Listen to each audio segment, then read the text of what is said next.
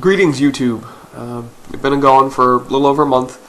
I know my 2 subscribers are probably wondering where I'm going, if they haven't stopped paying attention to me altogether.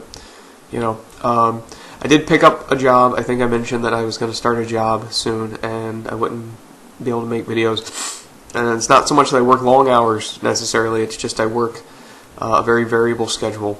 I'm working at a gas station at the moment until I join the Coast Guard, and they have me. I could get up at 3 in the morning to show up to work by 4, or I could be staying till 11:30, 12 o'clock at night. So wide range. Anyway, a couple of things that I wanted to talk about. First of all, Snoop Lion and his song "No Guns Allowed." I had a long kind of rant based on this, but I just want to say it's the same kind of hypocritical BS that the Demand a Plan videos were saying. We need to figure out how to stop gun violence, and then you turn around and you make movies. You have made in the past and will make in the future movies in which you, as whatever character, use guns in violent manners. I mean, even when you try and get a character in a movie that doesn't like to use guns because he doesn't like what happens, i.e. The Rock in... what was that movie? Where he was with what's-his-face? I don't know. But he says throughout the entire movie, I don't like guns. When I pick up guns, bad things happen. And then what's he do? He goes and uses guns. Now, I don't believe The Rock was in the Demand a Plan videos, but you have people like Jamie Foxx saying we need to stop gun violence.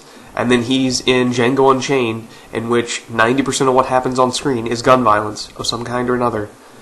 But Snoop Lion, years ago, and for many years, he was all about being an OG gangster rapper, being involved in the East Coast, West Coast,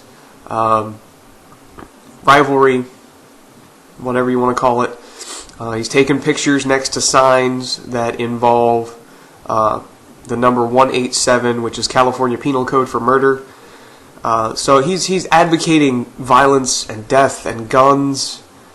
He's definitely carried guns in the past, I guarantee you. Now, granted, that was, years, decades ago. But now he comes out with a song called No Guns Allowed Here, or No Guns Allowed, in which he's saying, we need to end gun violence. It makes no sense. It's like somebody who... It's like Tony Stark telling people that you shouldn't drink. When that's what he is a freaking... a drunk, millionaire playboy alcoholic. So... that just... it needs to stop. I get that people can change over the years, but you shouldn't be trying to advocate publicly... we should stop doing Action A when you yourself were advocating Action A for years and years. Next, the Liberator. Not the 1945 Liberator. That was a little one-shot pistol dropped down in France in World War II. We're talking about the very first completely 3D printable gun in existence. Now, people always say you can't have a completely 3D printable gun, at least not right now, because something has to be made of metal. They usually point to the barrel. The bullets will always be made of metal until we start using lasers as weapons. We will pretty much always have metal projectiles. So without the bullets, the gun is useless.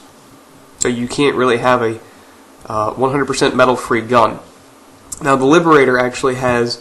it uses a common nail, a household nail, as the firing pin. So there is a little bit of metal. And because of Glock scares, and when Glock started using polymer frames and things like that, people were like, oh my god, undetectable gun. No, it's not. But they made laws saying that you can't have completely plastic guns. So Defense Distributed, this is the company, has managed to make blueprints for a completely 3D printable gun. Everything is plastic except that one little nail. It's very thick plastic. It uses a .38 caliber or a .380 auto caliber bullet. It's one shot. You can actually change the barrel out so that you can take a shot, change the barrel, take another shot, change. So you have some kind of quick succession.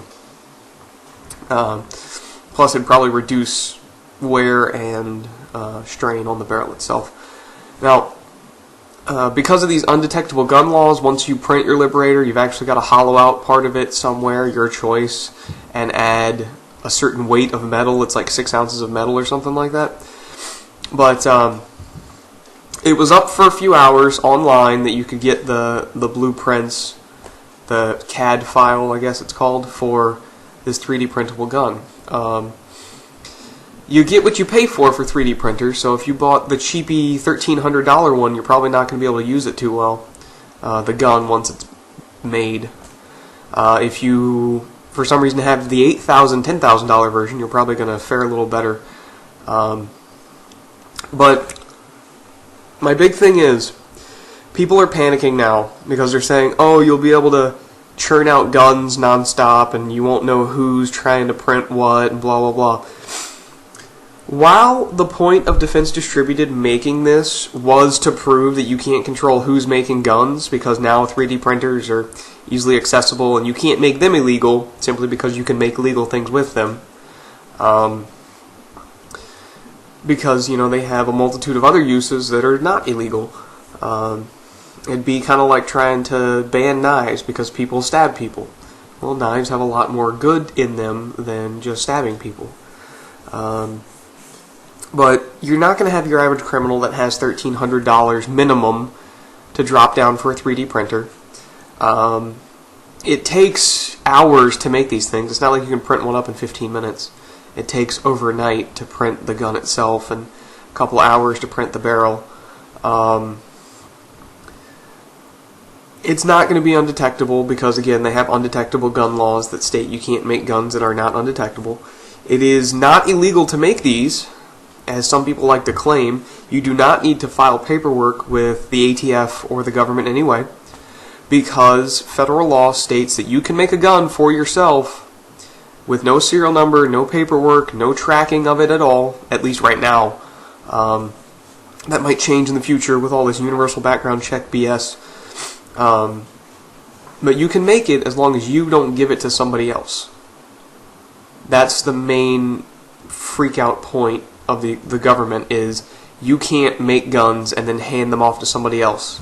So once you've made your Liberator, or if you are savvy enough that you can make a AR-15 or a AK-47 out of a shovel, or you spring for the big bucks and you make your own AR-15 out of an 80% lower, then you can keep it. You can use it for the rest of your life. You can't loan it to anybody. You can't sell it to anybody. You can't hand it to anybody. But you can use it for the rest of your life, completely paperwork free, completely legally. So this 3D printed gun scare thing, it does raise questions as to what counts as making the gun.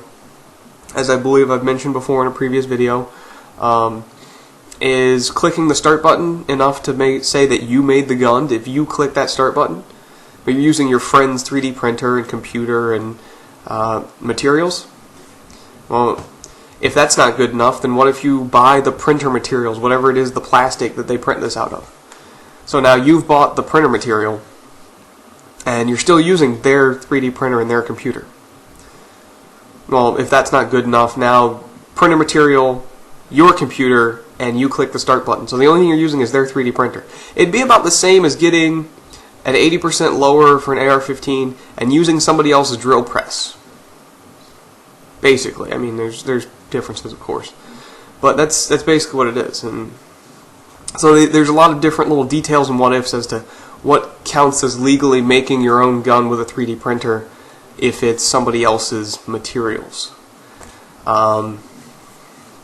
But again, it's not that big of a scare. It really is not a defensive weapon, the Liberator that they've made. It is about yay big. It's pretty big. It has to be because it's made of plastic and it has to be reinforced from, blowing up in your hands. It is single shot. There are no sights on it. There's a whole bunch of reasons as to why it's not an ideal weapon. If you're going out plinking and you just want to shoot for a day, it works. You know, it's a good dick around tool and go out and shoot in the woods or shoot cans or something silly until the thing wears out. But that's really all I got. That's just one man's thoughts.